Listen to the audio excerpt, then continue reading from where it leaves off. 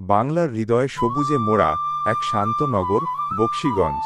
জামালপুর জেলার পূর্ব প্রান্তে ব্রহ্মপুত্রের কোল ঘেঁষে দাঁড়িয়ে থাকা এই জনপদ প্রকৃতি আর মানুষের অনন্য সহাবস্থানের এক জীবন্ত চিত্র, যেখানে ভোর শুরু হয় নদীর ছলাৎ ছলাৎ শব্দে আর দিন শেষ হয় মাঠে ফেরা ক্লান্ত কৃষকের হাসিতে। বকশীগঞ্জ মানেই ধান ক্ষেতের ঢেউ, মাছ পড়া নদী আর ঐতিহ্যবাহী হাট বাজারের গন্ধ মাখা এক চিরচেনা জীবন।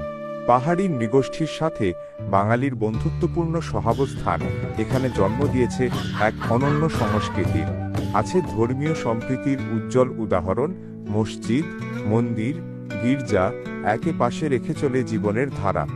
মুসলমান ধর্মাবলম্বীদের ধর্মীয় উপাসনালয় হিসাবে বকশীগঞ্জের নূর মসজিদ অন্যতম সৃষ্টি। বকশীগঞ্জের কামালপুর বাংলাদেশের মুক্তিযুদ্ধের ইতিহাসে উল্লেখযোগ্য রণাঙ্গন। ভ্রমণপ্রেমীদের জন্য লাউচাফড়া পিকনিক স্পট, যা বাংলাদেশ ভারত সীমান্ত ঘেঁষা জামালপুর জেলার বকশীগঞ্জ উপজেলায় অবস্থিত।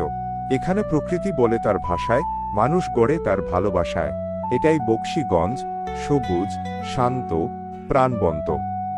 এটাই আমাদের গল্প, এটাই আমাদের গর্ব।